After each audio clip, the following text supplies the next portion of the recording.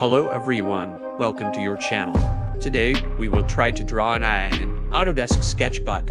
After doing a rough sketch of eye and brows, we will color it and try to add depth. Brownish black color for eyebrows is good with some highlights, blue for eyes with black for depth, dark brown on skin for some real skin look. Blend, blend, blend, and it's done. I hope you like it. Do more practice and improve your skills. Have a nice day. Like and share.